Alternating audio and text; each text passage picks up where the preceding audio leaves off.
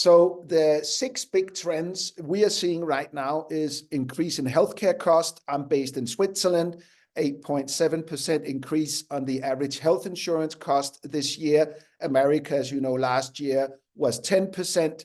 Secondly, we are missing around 10 million people, medical staff. Right now it's about 8.6, but it's going to be 10 million pretty soon. And thirdly, we live way longer than we were used to be, but unfortunately not in what we at Dacadoo call in a healthy lifespan, but with multiple chronic diseases. The solution to those 3 challenges are the following: self-optimization. So we see now that 1/3 of all people around the world has 1 or more trackers. Number 2, diagnostics coming to the home. That's another big trend, and this will grow very rapidly. And the partnership marketplace. So, those 3 trends are combined, providing the at-home strategy, which we at Dacadoo believe will be the largest and most significant change over the next 10 years. So what are the overall analysts? This is from Stifel. Stifel is a leading investment bank in America. Their subsidiary in Europe is called KBW. They follow specifically the insurance industry globally. And they provided, which I thought was a very good overview at their key client event lately. So they said more granular underwriting. So, insurance companies will become more service-based. Number 2, machine learning will become a key component of digital health. There will be more touch points with the consumer. So this is the hyper-personalization. It's digital native. So more and more everything running on the smartphone. And last but not least, as I said, it will be a business to business and a full service economy where this, ecosystem will be fully integrated. So just to kind of touch on that, as Peter said, it was kind of back in 2018 when we had looked at identifying the right partner to deliver on this. And what really struck us about Dacadoo was actually it was combining a number of different things, that being behavior science, AI, gamification, to really motivate people to change their behavior. So I think the motivation piece is extremely important because education and awareness does drive people to understand the change that they're going to make, but we need to be able to motivate people to actually doing something about that change.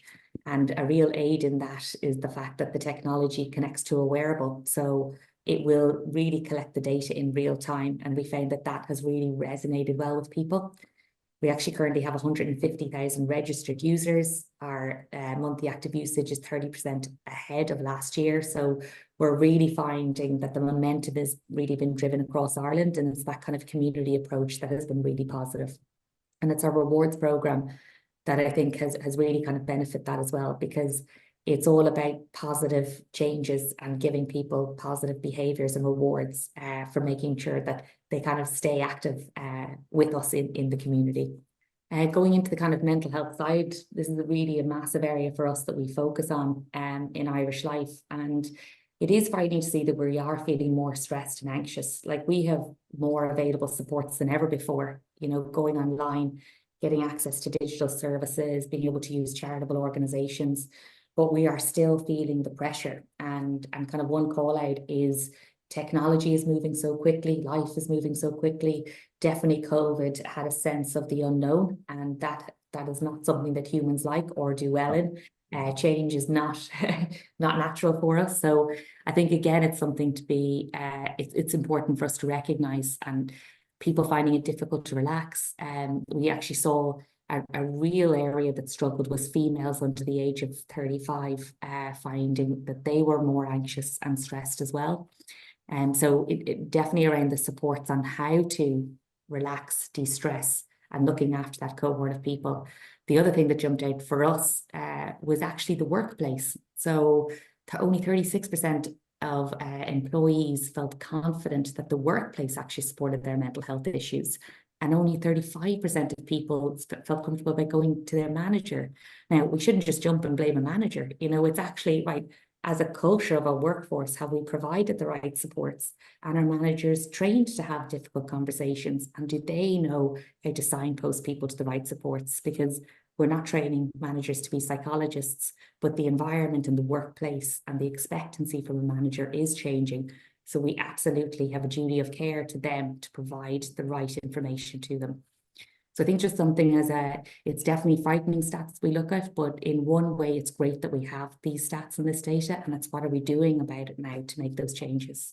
Another area is the physical health and nutrition. So this was interesting because on the kind of very high level, it came out that exercise remained the same, and actually people's BMI and weight hadn't changed. It actually had slightly decreased, funny enough. But when we delved into the data more, unfortunately, we had a higher amount of people who were in the overweight area. So that was a BMI of 25 to nearly 30. And it was those people who were actually exercising less in that kind of 3.5 hours to 6 hour area. And that's per week. So it's definitely something that is a watch out for us. Like, we need to be exercising and eating well to make sure that we're supporting the mental health, you know, the stress levels, the de-stress.